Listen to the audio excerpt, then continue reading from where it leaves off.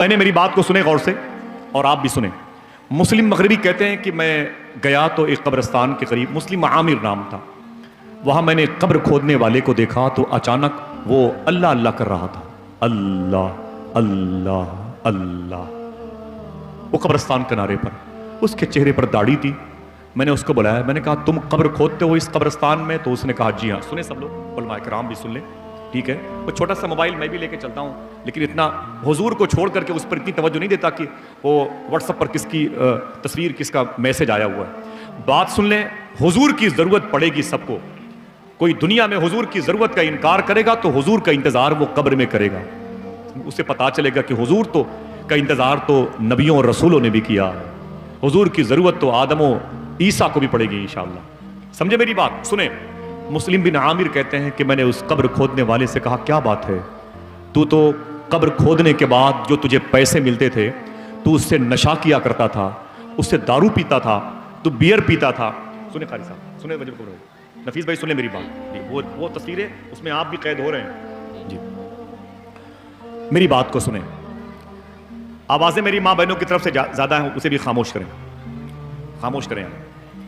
सुने आप, बड़ी मोहब्बत से उलमा इकराम के कदमों के नीचे बैठा हुआ हूं। मुस्लिम बिन आमिर कहते हैं कि मैंने उस कब्र खोदने वाले से पूछा क्या बात है, तू तो नशा करने वाला आदमी, तू तो कंपोस और एविल खाने वाला आदमी, तू तो नशा की दवाइयां खा के कब्र के खोदने का मुआवजा लेकर के नालियों में पड़ा रहता था, आज तू कब्रिस्तान में बैठ के अल्लाह अल्लाह अल्लाह का विर्द कर रहा है। तो वो रो के बोला, मुस्लिम बिन आमिर, एक वाक़े ने मेरी हैयत को बदल दिया है। एक दिन कब्र की दास्तान को इतने करीब से देखा कि मैं फानी दुनिया की मोहब्बत अपने दिल से निकाल फेंका हूं। अब मेरी जिंदगी अल्लाह अल्लाह करते हुए गुजरती है। मुस्लिम बिन आमिर कहते हैं वो वाक़या कौन सा है जिसने तेरे अंदर इनकलाब बर्पा किया? तो वो कब्र खोदने वाला कहता है कि मैंने एक दिन में 3 कब्रें खोदी हैं। कितनी? जोर से बोले। 3 कब्रें खोदी और हर एक कब्र को मैं 1000 रुपए में बेचता था। मैं 3 कब्रें खोद करके सुस्ताने के लिए बैठ गया था। अचानक मैंने देखा कि आसमान से कुछ फरिश्ते मेरे सामने आ गए। उनमें से एक मेन, एक हेड फरिश्ता था, एक रजिस्टर लिए हुए थे वो फरिश्ते। उन लोगों ने उस फरिश्ते से कहा, जो मेन था, उससे कहा कि साहब ये बताएं हुजूर, ये जो पहली कब्र है इसमें जो मुर्दा दफन होगा उसके साथ हमें क्या सलूक करना है? तो उस फरिश्ते ने कहा कि जो इसमें मुर्दा दफन होगा वो जन्नती है। खुश होके बोले, कौन है वो? ऊंचे बोले, वो जन्नती है वो। सुनो मेरे फरिश्तों, जब इस कब्र में मुर्दे को दफन कर दिया जाएगा ना, तो तुम लोग नीचे से उसकी कब्र को 12 कोस तक फैला देना। कितने कोस तक? आवाज नहीं पहुंची, कितने? 12 कोस तक उसकी कब्र को फैला देना। बहुत खुश हुए वो फरिश्ते। और वो कब्र खोदने वाला कहता है मैं भी बड़ा खुश हुआ कि चलो अच्छा हुआ, मेरी खोदी हुई कब्र में कोई जन्नती आने वाला। दूसरी कब्र के पास वो फरिश्ते आए। अगर मेरी माँ बहनों ने इस वाक़े को सुन करके अपने आप को यहां से ले जाकर के घर में सुला दिया और ये बात उनके दिल में बैठ गई, तो खुदा की कसम कलाम भाई का ये मजलिस करना ये कबूल हो जाएगा इंशाअल्लाह। कोई बात तो लगे आपके दिल पर। वो फरिश्ते दूसरी कब्र के पास गए और हेड फरिश्ते से कहते हैं कि हुजूर ये बताएं कि इसमें जो मुर्दा दफन होगा उसके साथ क्या सलूक करना है? वो फरिश्ता कहता है कि खुश हो जाओ, मुबारक हो, ये भी एक जन्नती की कब्र बनने वाली है। सबने सुभान अल्लाह नहीं कहा। अब इतनी भी गर्मी नहीं पड़ रही है कि आप खुशी में सुभान अल्लाह भी ना कहें। हाँ, एक शख्स ने दिल बिछा दिया कदमों के नीचे, आप जबान से रब का नाम भी नहीं ले सकते। सुने आप, मुस्लिम बिन आमिर कहते हैं वो कब्र खोदने वाला कहता है कि उन फरिश्तों से उस फरिश्ते ने कहा इसमें एक नेक मुर्दा दफन होने वाला है। जब उसे दफन करके लोग चले जाएं तो उसकी कब्र को नीचे से 40 कोस तक फैला देना। मोहब्बत से, अपने बाप का नाम नहीं, खुदा की बात कर रहा हूं, खुदा का नाम देने की तौफीक मांगे, दिल से बोले सुभान अल्लाह। नीचे से उसकी कब्र को कितने कोस तक? 40 बाई 40 का महल मिल जाता है तो अकड़े अकड़े फिरते हैं। वो 40 कोस बाई 40 कोस का मकान बनने वाला था। फरिश्ते बहुत खुश हुए। वो कब्र खोदने वाला कहता है मैं भी खुश हुआ। लेकिन जब वो फरिश्ते तीसरी कब्र के पास आए तो कहने लगे कि उस हेड फरिश्ते से, हुजूर जो मुर्दा इसमें दफन होगा उसके साथ क्या सलूक करना है। मेरी माँ बहनों तक अगर ये आवाज़ जा रही है तो वो भी सुन लें, जितने उलमा मिंबर शरीफ पर बैठे हुए हैं तलबा वो भी सुन लें, जो आप मेरे सामने ज़मीन पर बैठे हुए लोग हैं वो भी सुन लें। और इस बात को कल किसी होटल में 10-20 रुपए जेब में रखकर किसी को चाय पिला के सुना देना, हो सकता है किसी के दिल में तुम्हारी मोहब्बत का चिराग रोशन हो जाए, तुम्हारे यहाँ आने की रोशनी उसको मिल जाए, उसको नूर मिल जाए, उसको रूहानियत मिल जाए। समझ रहे हैं? मुस्लिम बिन आमिर कहते हैं कि वो कब्र खोदने वाला कहता है, हुजूर उस फरिश्ते ने कहा, ऐ रब के फरिश्तों सुनो, इस कब्र में जो मुर्दा दफन होगा उस पर अजाब नाजिल किया जाएगा, अल्लाह का अजाब नाजिल किया जाएगा। सुनो फरिश्तों, जैसे उस मुर्दे को दफन करके लोग चले जाएं, उसकी कब्र की दोनों तरफ की दीवारों को बराबर कर देना। मदीने वाले आका इरशाद फरमाते हैं, कब्र में गुनहगार शख्स के साथ जो कब्र सलूक करती है उसका पहला हरबा तरीका यह होता है, वो जब कब्र दोनों तरफ से दबाती है तो इस तरफ की पसली इस तरफ हो जाती है, इस तरफ की पसली इस तरफ हो जाती है। मुर्दा चीखता रहता है। अजीब बात है, उसके घर वाले जमीन और जायदाद की तरफ तवज्जो देते हैं, मुर्दा अपनी कब्र में अपने किए की सजा भुगतता रहता है। राहत इंदौरी ने कहा था, रात कैसा बोझ मेरे जहन के पर्दों पे था, चांदनी छत पे थी मैं बिस्तर पे दिल सड़कों पे था, कब्र के तख्ती के नीचे थी मेरी अय्याशियां और मेरे आमाल का साया मेरे बच्चों पे था। अल्लाह अकबर अल्लाह। वो कहता है, वो फरिश्ता सुनो, जिस मुर्दे को इसमें दफन किया जाएगा वो जहन्नमी, उसको अल्लाह का अजाब दिया जाएगा, उसकी कब्र को बराबर कर देना, ऐसे पीस देगी कब्र उसकी। वो फरिश्ते कहते हैं, ठीक है हुजूर। कब्र खोदने वाला कहता है, मैं कांप गया, मेरे अंदर इतना लर्जा और कपकपाहट मेरे अंदर तारी हुई, मैं जमीन पर गिरते गिरते बचा, मैं दहल गया अंदर से। सारी जिंदगी मैंने गुनाह पे गुनाह किए हैं, नशा करके, हराम खा के, दलाली करके, झूठ बोल करके मैंने अपने बच्चों को पाला है। आखिर एक दिन मेरा भी यही हश्र होगा, मेरे साथ कब्र यही सलूक करेगी। अब वो कब्र खोदने वाला कहता है, मुस्लिम बिन आमिर, मैं इंतजार करने लगा कि तीनों कब्रों को खरीदने वाले अपना अपना जनाजा लेके आते हैं तो मैं देखता हूं वो कौन लोग हैं। तो वो कब्र खोदने वाला कहता है, थोड़ी देर के बाद एक जनाजा आया जिसको 7 लोग लेके आ रहे थे। कितने? यहां से वहां तक जितने लोग हैं सब बोले, कितने लोग थे? 7। एक जनाजा और 7 लोग उसे कांधा देने वाले लोग थे। वो कहता है कि ऐ मुस्लिम बिन आमिर, मैंने देखा कि एक जनाजे को 7 लोग लिए हुए थे, इतने कम थे, 7 लोग थे। जब करीब आए तो पहली कब्र के पास गए, मुझसे बोले, ओ कब्र खोदने वाले। मैंने कहा, जी हुजूर। तो उन लोगों ने कहा कि कोई कब्र? मैंने कहा, हाँ ये कब्र खाली है। बोले, इसकी कीमत? मैंने कहा 1000 रुपए। मुझे 1000 रुपए दिए और नमाज जनाजा अदा की गई। वो कहता है, मैं भी उसमें शरीक हो गया, एक जन्नती की नमाज जनाजा अदा की जा रही थी, मैं भी उसमें शरीक हो गया भाई। वो कहता है कि जब उसको दफन करके उसके साथी जाने लगे तो मैंने एक साहब का हाथ पकड़ा, मैंने कहा, भाई जिसको लेके आए हो तुम्हारा बाप है ये? उसने कहा, नहीं यार कैसी बात करते हो। मैंने कहा, तुम्हारा भाई है। बोले, चुप रहो यार, कैसी बात करते हो। मेरी माँ बहनों सुनो। कब्र खोदने वाला कहता है, फिर ये बताओ ये कौन था? तो 7 लोगों ने कहा कि ये हमारे गांव का सबसे गरीब आदमी था। अशरफ भाई सुनो, हमारे गांव का सबसे गरीब आदमी, इतना गरीब था लोग इसे शादियों में दावत नहीं देते थे, इतना गरीब था कि कोई इससे मुसाफा नहीं करता था, इतना गरीब था कि इसकी चारपाई पर कभी कोई बैठता नहीं था, कभी बीमार भी पड़ा तो कोई इससे मिलने नहीं आता था। लेकिन एक इसके अंदर खूबी थी। बोले, वो क्या? बोले, पूरे गांव के अमीर लोग जब सो जाते थे तो इसके छप्पर से रात भर कुरान की तिलावत की आवाज आती थी। और कोई जोर से कह सकता है? बोले, पूरे गांव के लोग जब सो जाते थे तो इसके घर से दुरूद की आवाज आती थी, इसके घर के छप्पर दरो दीवार से हुजूर की नात के नगमे गूंजते थे। पूरे शहर के अमीर लोग इससे नफरत करते थे, लेकिन ये कुरान से मोहब्बत करता था। इंतकाल कर गया तो मैंने गांव के अमीरों को जमा किया। मैंने कहा, यार अजीब बात है, गांव का गरीब आदमी मर गया तो उसके कफन दफन के लिए कुछ है नहीं। अमीरों ने कहा कि हमें उसके जनाजे में कौन शिरकत करेगा, बीमारी फैल जाएगी, इन्फेक्शन का खतरा है, जाके 2-4 लोग दफन कर दो। वो सारे अमीर पैसे वाले लोग चले गए। हम 7 लोगों ने पैसे जमा किए, कफन खरीदा और पैसे कब्र के तुमको दिए और लाके इसे दफन कर दिया। कब्र खोदने वाला कहता है, एक जन्नती को यहां तक लाना आपको मुबारक हो। जोर से बोले, आप सबको जन्नती की जनाजे की नमाज पढ़ना मुबारक हो। एक जन्नती के कफन दफन का इंतजाम करना मुबारक हो। जरूर किसी उलमा की सोबत पाई होगी ना। हाँ, ये सोबत रंग लाती है, खुदा की कसम रंग लाती है। हम समझते हैं कि ये 500 इनकी तनख्वाह है, अरे इनके सदके में दुनिया आबाद है। हाँ, इल्म के साए में कभी आके तो देखे। मुझ जैसा कुत्तों से बदतर इंसान जब रात भर इनकी जूतियों के साए में रहता है तो दुनिया अपने सर पे बिठा लेती है। तो जिसके साए में रहता हूं उसके मरातिब का अंदाजा कोई कर सकता है? मुझे बताएं, है कि नहीं? वो कहता है, अरे मुस्लिम बिन आमिर, मैं इंतजार कर रहा था कि देखें दूसरा जनाजा कौन होता है। थोड़ी देर के बाद एक जनाजा और आया, उसको कुल 4 लोग उठाए हुए थे। कितने लोग? कितने लोग? हाथों को उठा के बताए कितने? ये रिकॉर्ड हो रहा है तौकीर भाई, नफीस भाई, ये सब रिकॉर्ड हो रहा है। जलसा खत्म हो जाएगा लेकिन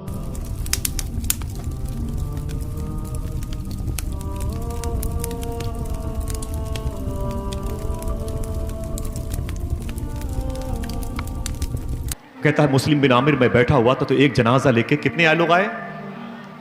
4 लोग आए। मैं दंग रह गया। मेरे पास आए, बोले ओ कब्र खोदने वाले। मैंने कहा क्या बात है? बोले कि वो कोई कब्र खाली है। तो मैंने कहा ये दूसरी कब्र खाली है। बोले पैसे? मैंने कहा 1000 रुपए। पैसे दिए। नमाज जनाजा पढ़ने की नौबत आई तो वो कहता मैं भी शरीक हो गया। सुभान अल्लाह। दफन करने के बाद जब लोग जाने लगे तो मैंने एक का हाथ पकड़ा। मैंने कहा भाई ठहरना। बोले क्या बात है? मैंने कहा ये तुम्हारे खानदान का जनाजा था जिसको लेके आए हो? उसने कहा यार चुप रहना। मैंने कहा फिर बता तो सही किसका जनाजा था? तो उन 4 लोगों ने रो करके कहा, न तो मेरे खानदान का था, न मेरा भाई था, न मेरा बाप था, न मेरे मोहल्ले का था, न मेरी पट्टी का था, न मेरे गांव का था। मैंने कहा फिर ये कौन है? कहने लगा ये मुसाफिर का जनाजा है, इसके पास तो घर भी नहीं था। मैंने कहा फिर? बोले 3 दिन से मेरे मोहल्ले के, मेरे कस्बे के करीब से गुजर रहा था और 3 दिन से मेरे मोहल्ले के करीब में छप्पड़ वो खेमा नसब करके तंबू कनात लगा के उसी में रह रहा था। ये मुसाफिर कहीं जा रहा था, लेकिन जब से आया है इसके खेमे से अजान की आवाज बराबर आती थी। मोहब्बत से कहते हो सुभान अल्लाह।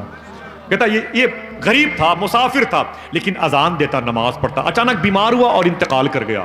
पूरे गांव के लोगों को जमा किया गया। मैंने कहा यार ये गरीब मुसाफिर का इंतकाल हो गया, एक गरीब मुसाफिर का इंतकाल हो गया है और चलो उसकी मिट्टी में। तो गांव के पैसे वालों ने कहा उसके पैर में रस्सी बांध करके दरिया में डाल दो यार। मैंने कहा क्यों? बोले यार गरीबों के जनाजे में कौन जाएगा?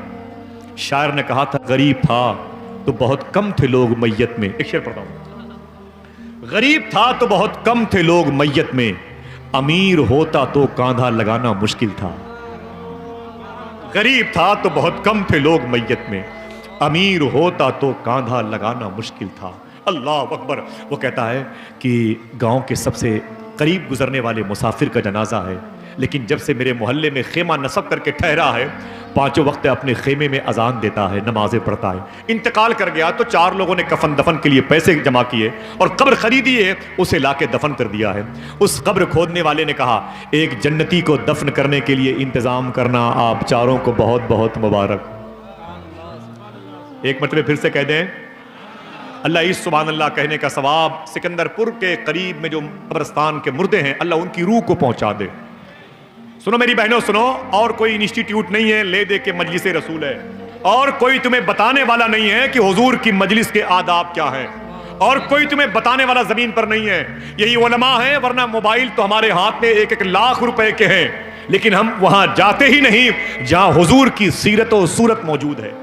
हम तो नाच गाने की महफिलों तक रह जाते हैं, कुरान घर में है, पढ़ने की खबर नहीं है, अखबारात हमें याद करना चाहते हैं। एक जलसा बचा है, एक मजलिस बची है, मिलाद की महफिल सजी है, सुन लो हुजूर और हुजूर के गुलामों की दास्तान, ताकि आपका दिल कहे जब उनके गदा भर देते हैं शाहाने जमाना की झोली, मोहताज का जब ये आलम है मुख्तार का आलम क्या होगा।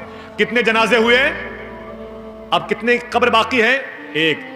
अब एक जनाजा बाकी है। वो कब्र खोदने वाला कहता है मुस्लिम बिन आमिर, अब एक जनाजा कब्रिस्तान में आया, हंगामा मच गया। जिस जनाजे के आने से उसकी काया पलटी है वो सुन लें। सुनो मेरी माँ, मेरी बहनों सुनो। वो कहता है अय मुस्लिम बिन आमिर, अब एक जनाजा कब्रिस्तान में आया। हजारों हजारों लोग थे उसके जनाजे में। वो बड़े बड़े हवलदार से लेकर के होमगार्ड और पुलिस वाले, आर्मी वाले, मिलिट्री वाले और सीओ और कोतवाल और एसडीएम और DM, IG, DIG, IAS, IPS, बड़े बड़े लोग उसके जनाजे में शिरकत कर रहे थे। वो सियासी कायदीन की बड़ी जमात थी। पूरे कब्रिस्तान में लोग ही लोग थे, आदमी पे आदमी चढ़ा हुआ था। और उस जनाजा जिसको लेके आ रहे थे लोग, उस पर तो फूल इतने लाद दिए गए थे, उसके जनाजे का वजन बढ़ गया था। हर तरफ हंगामा ही हंगामा था, इतनी भीड़ थी। मेरे पास आए लोग, बोले ओ कब्र खोदने वाले। मैंने कहा जी साहब। बोले कोई कब्र खाली है? मैंने कहा एक कब्र खाली है। बोले पैसे? मैंने कहा 1000 रुपए। उन्होंने जेब से पैसे निकाले, मेरे मुंह पे मारे। बोले पकड़ पैसे, साइड में हट, इस कब्र में इसको दफन किया जाएगा। कब्र खोदने वाला कहता है मैं चुपचाप बैठा तमाशा देखता रहा। बारी बारी घंटों हो गए उसको दफन करने में, घंटों लग गए उसको दफन करने में। मिट्टी कम पड़ गई, बाहर से लोग मिट्टी ला ला करके कब्र की ऊंचाई का इंतजाम करने लगे। मेरी माँ बहनों सुनो, शायद तुम्हारे दिल की तब्दीली का सबब बन जाए। सुनो, वो कहता है मुस्लिम बिन आमिर, जब उसे दफन किया गया घंटों लग गए। जब सब लोग चले गए, एक बचा तो मैंने उसका हाथ पकड़ा। मैंने कहा ठहरना मेरे भाई, ठहरना। उसने कहा क्या बात है? उसने कहा कि मैं कब्र खोदने वाला हूं, सिर्फ इतना बता दो ये जनाजा किसका है। फिर भाई लेकिन हफीज भाई क्या कहा? इतना बता दो ये जनाजा किसका है, बस इतना बता दो ये जनाजा किसका है। कब्र खोदने वाले ने जैसे कहा कि ये जनाजा किसका है, तो उसने कहा तुम्हें नहीं मालूम? उसने कहा मुझे नहीं मालूम।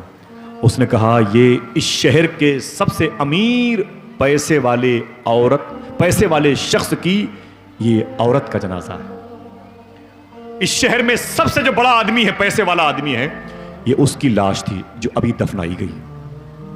रोने लगा कब्र खोदने वाला। उसने कहा रोते क्यों हो? उसने कहा यार रोता इसलिए हूं, बुरा न माने तो एक बात कहूं। कहा आज जिसके जनाजे में पूरी दुनिया सिमट के आ गई थी, थोड़ी देर के बाद अजाब के फरिश्ते उसकी कब्र में आने वाले। जिसकी कब्र को इत्र से भर दिया गया है, अब उसकी कब्र को सांप बिच्छुओं से भरा जाएगा। अभी जिसकी कब्र में फूलों की बारिश हुई है, अब उसकी कब्र की दीवारें उसके जिस्म को मसलने वाली हैं। मेरे सामने आसमान से उतरने वाले फरिश्तों की बातें मैंने सुनी है। वो कह रहे थे तीसरी कब्र में जो मुर्दा दफन होगा उसको सख्त अजाब दिया जाएगा। अल्लाह ने ये कह के हमें भेजा है। इतना कह के कब्र खोदने वाला जब रोया तो कहा कि भाई मुझे सिर्फ इतना बता दो इस औरत के अंदर खराबी क्या थी। सुने बहने, सिर्फ इतना बता दो कि वजह क्या है इस औरत पर अजाब दिया जा रहा है। हर घर में जितने भी लोग बैठे हुए हैं, 4 रिश्ते हैं औरतों से। जरूर किसी न किसी माँ के बेटे बैठे हुए हैं, जरूर किसी न किसी बहन के भाई बैठे हुए हैं, जरूर किसी न किसी बीवी के शौहर बैठे हुए हैं, जरूर किसी न किसी बेटी का बाप बैठा हुआ। 4 रिश्ते हैं जो औरतों के इर्द गिर्द घूमते हैं। कोई ऐसा घर नहीं है जिस घर में किसी की माँ, बीवी, बहन, बेटी न हो। हर शख्स के लिए इबरत की दास्तान है। वो कहता है मैं बताऊं इस औरत में खराबी क्या थी। सुनेंगे आप? बात खत्म करता हूं। इतने सलीके से सुन लिया है। उलमा किराम की कदमों की बरकत से मेरे लिए आपका तबर्रुक है, मैं इसे घर लेके जाऊंगा। वो रो के बोला यार कब्र खोदने वाले, चुपके से बताता हूं इस औरत में खराबी क्या थी। बोले क्या खराबी थी? वो कहता है कि इस औरत में खराबी ये थी कि जब इसके घर की दहलीज पर मोहल्ले की गरीब लड़कियां हुजूर की मजलिस सजाने की दावत लेके जाती थी तो ये तमाचे मार देती थी। जब मोहल्ले की गरीब बच्चियां कहती थी आपा हमारे कुटिया में, हमारे छप्पर में 2 दिन के बाद जोहर की नमाज के बाद मदीने वाले की मजलिस है, मोहल्ले की सारी औरतें आ रही हैं, आप भी आ जाएं, आप बड़े लोग हैं आ जाएं, तो ये तमाचे मार करके दुपट्टे के तार पौध को खींच करके उनको घर से धक्के मार के भगाती थी। जालिमा कहीं की तू मुझे वहां पर बिठाएगी जहां गरीब गुरबा के घरों की औरतें बैठती हैं। ऐसे गरीब बच्चियों को लात मार के बाहर करती थी। तो वो गरीब बच्चियां रोती थी, वो कहती थी अल्लाह ने आपको बहुत पैसा दिया है, ऐसा करे ना 2 दिन के बाद जो महफिल में उसमें आप अगर नहीं आ रही हैं तो ना आए, कम से कम 4-5 दिन के बाद अपने महल में ही नबी की मिलाद की महफिल सजा लें। तो फिर वो तमाचे मारती थी। जालिमा कहीं कि मैं अपने घर में मिलाद की महफिल सजाऊंगी, ये मोहल्ले की फटीचर औरतें, ये गरीब औरतें मेरे घर के कारपेट को गंदा करेंगी आकर के, इनके गोद में जो बच्चे होंगे वो पेशाब करेंगे मेरे घर की इन चमकती हुई जमीन पर। तमाचे मारकर बाहर करती थी वो। जब बाजार में निकलती थी, अगर किसी ने उसके सामने हाथ फैला दिया किसी गरीब ने, तो उसे चप्पल उठा के मारती थी। वो कहती तुझे शर्म नहीं आती, मेरे सामने हाथ फैलाते हो, मेरी इंसल्ट ही होती है इसमें। जब शहर में सबसे बड़ी कपड़े की दुकान पर कोई अच्छा कपड़ा आता तो सबसे पहले वो खरीद करके उसे बाजार में पहनती थी। जब सबसे कीमती चप्पलें आती, महंगी आती, उसे खरीद करके बाजार में गरीब औरतों के सामने अपनी चप्पल की चमक दमक दिखाती थी और कहती थी, ऐ गरीब औरतों, तुम्हारे चेहरे से ज्यादा मेरी चप्पलें चमक रही हैं। इतनी नफरत उसके दिल में गरीबों से थी, मैं क्या बताऊं। उसने कभी हुजूर पर दुरूद नहीं पढ़ा। अजान की आवाज सुन के कहा करती थी, मैं मुसलमान जरूर हूं, लेकिन मुअज्जिन से कह दो कि अपनी आवाज को पस्त कर दिया करे, मेरे आराम में खलल पड़ता है। आज ये आलम है कि अपनी कब्र में है। कब्र खोदने वाला इतना रोया कि उसकी चीख निकल गई। उसने कहा, यार रोते क्यों हो? कहा, इस कब्र पर अजाब हो रहा है, अजाब हो रहा है, अजाब हो रहा है। अजाब की चीख पुकार की आवाज़ सुना तो कब्र खोदने वाला बेहोश हो गया। जब उसे होश आया तो तौबा करते हुए मस्जिद चला गया। मुस्लिम बिन आमिर के दामन से पकड़ के लिपट के बोला, हुजूर, जिस दिन से उस औरत की चीख की आवाज़ सुनी है, अब तक मेरी कोई एक वक्त की नमाज कज़ा नहीं हुई है। समझ गए मेरी बात? तो कहने का मतलब है कि हुजूर की मजलिस में आने से दिल की दुनिया बदलती है, एतिकाद की जुल्फें समरती हैं, आमाल के बाजुओं को रब मजबूत करता है। आपकी सीरत सूरत पर हुजूर की अजमत व शबाहत का नक्श गालिब आता है। आपके दिल में इल्म की, इश्क की, उलमा की मोहब्बत बैठती है। आप फानी दुनिया से नफरत करते हैं, बाकी दुनिया की तैयारी का जज्बा पैदा करते हैं। अल्लाह तबारक व तआला आपके दिलों में आखिरत की तैयारी का जज्बा अता फरमाए।